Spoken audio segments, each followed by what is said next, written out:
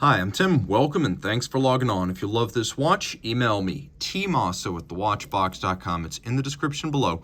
Your purchase and pricing email question line for buying this or any watch you see on any of our platforms. Please reach out to me directly for pricing. I am T Mosso at thewatchbox.com.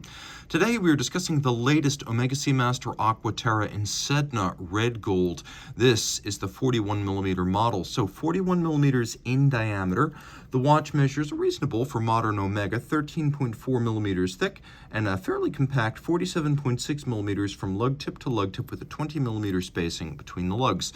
Because the watch is fairly narrow across the wrist, this due largely to pivoted end links in the bracelet, you can see it fits well on a 16 centimeter circumference wrist. There's your down the barrel shot, just so you can see how much flare the bracelet has on each side. Plenty of clearance to wear this watch on a wrist as small as 14 centimeters circumference in my estimation. Then you can see with a sloped flank and a relatively low stack height, it will slide underneath dress cuffs. Now taking a look at the watch, it is SEDNA red gold. It is a higher copper percentage to give it a deeper, darker red tone as opposed to pink or rose, then has a higher platinum percentage to make it less likely to fade over time. And so this is a lot like Rolex's Ever Rose or Hublot's King Gold, or Panerai's Oro Rosso. There are many different versions of this super red resilient alloy in the industry. Omega's version is called SEDNA. There's a conforming end link to mate it to the case flank, and then we have a little bit of a taper down from the end link towards the clasp. You can see center links are polished, outer faces are polished, shoulder links are satinated. We have removable links fixed by screws, and then on each side of the clasp we have one intermediate sized link in case you do find yourself in between sizes. Double deploying clasp, you can see the use of ceramic spring-loaded pin snaps to maintain a tight, snappy, crisp tolerance over time. And it is a sequential close, meaning one side closes before the other, with twin trigger release, so you have to press both of the triggers for it to open. It can't just pop open inadvertently. Rolling around the case, we know it well, lyre-style lugs. We've seen them since the early 1960s on Seamasters and Speedmasters. We have a satin-finished sheer case band. We have the outer bevels being polished, thinning out at the mid-case, and then flaring again at the opposite end.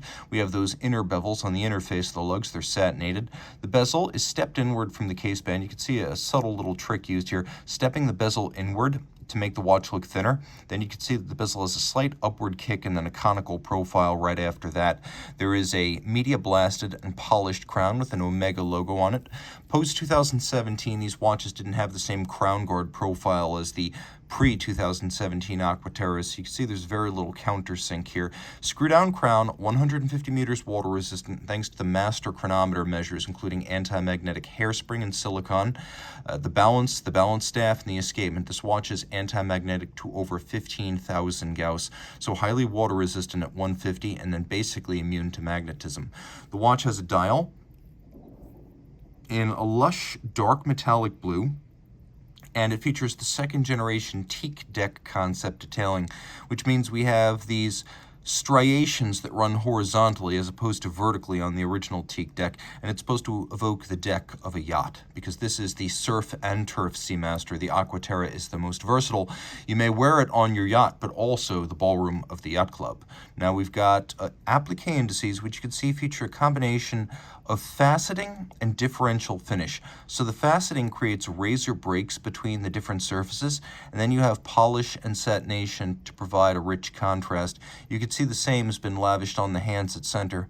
Then we have an applied rose gold Omega logo and marquee. Now there are a couple of subsidiary setting modes here, and I'll show you the two. But first, let's take a look at the lume. No shortage of lume, and all three hands luminescent, so you know definitively in the dark whether your watch is running. Once you've backed the crown out, it is a screw-down crown. You have first a time zone function that allows you to set the hour hand independently, drives the date forward and backwards, depending on which way you're flying across the international date line. Note, it doesn't displace the minute hand, it doesn't stop the seconds hand. That happens when you pull the crown out to its second stop. Now we're in hacking seconds mode. I can set everything. Generally, you want to stop the seconds hand at 60 and then synchronize to a reference time.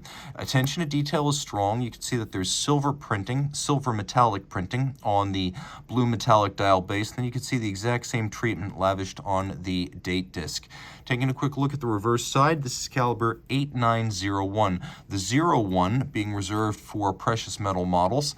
And you can see that it has a rose gold rotor and an 18-karat rose gold balance bridge. That's what the 01 designator means on Omega movements. It's a bidirectional winder with a 60-hour power reserve. It is a 39 joule movement that beats away at a quirky silicon-specific 25,200 vibrations per hour.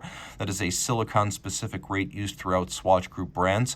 Tri-level coaxial. It is a tangential contact double impulse direct and indirect impulse escapement, invented by George Daniels in the 70s, adopted by Omega in 1999, and gradually perfected since then. It improves power reserve, accuracy, and reduces maintenance requirements. We have 2 barrels in series, so not only do you get 60 hours of power reserve, but you get a very even torque curve from max wind to minimum wind.